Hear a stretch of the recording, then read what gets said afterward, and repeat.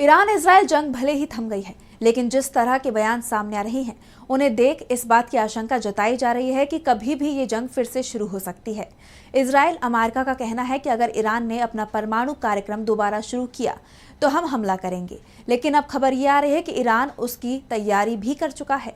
वहीं जिस तरह तेहरान में सैन्य कमांडरों के अंतिम संस्कार में भीड़ उमड़ी थी, उससे ईरान ने अमेरिका और इजराइल को अपना संदेश भी पहुंचा दिया है। देखिए रिपोर्ट। ईरान और इजराइल में कभी भी जंग दोबारा शुरू हो सकती है और इस बार अमेरिका भी पीछे नहीं रहेगा। इस बात की आशंका इसलिए जताई जा रही है क्योंकि ईरान एक बार फिर अपने परमाणु संवर्धन कार्यक्रम को शुरू करने की तैयारी में है। सैटेलाइट तस्वीरों से इस बात की जानकारी सामने आई है कि सीज़फायर के 3 दिन बाद ही ईरान ने अपने 3 अंडरग्राउंड एटमी सेंटर फोर्दो, नतांज और इस्फहान पर परमाणु कार्यक्रम फिर से शुरू कर दिया है। सैटेलाइट तस्वीरें बताती हैं कि इस्फहान न्यूक्लियर सेंटर का एंट्री गेट खुल गया है और ईरान ने साफ कर दिया है कि अब वो अंतर्राष्ट्रीय परमाणु ऊर्जा एजेंसी यानी IAEA से भी संबंध तोड़ रहा है। यानी ईरान के परमाणु केंद्रों में क्या हो रहा है, अब इसकी जानकारी किसी को नहीं मिलेगी। ऐसे में अगर ईरान परमाणु बम बना भी लेता है तो दुनिया को कानों कान खबर तक नहीं लगेगी। इसे लेकर ही अमेरिका और इजराइल चिंतित हैं।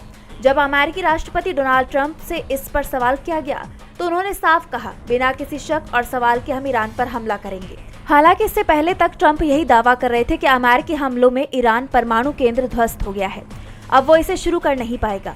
लेकिन उनके दावे की पोल IAEA के महानिदेशक राफाएल ग्रोसी ने खोल दी है। उन्होंने कहा कि ईरान के पास कुछ महीनों के अंदर ही फिर से यूरेनियम संवर्धन शुरू करने की क्षमता है। यानी इजराइल और अमेरिका के हमले पूरी तरह से फेल साबित हुए हैं। इस बीच दुनिया भर के मीडिया की हेडलाइंस में ईरानी सैन्य कमांडरों और वैज्ञानिकों का अंतिम संस्कार छाया रहा।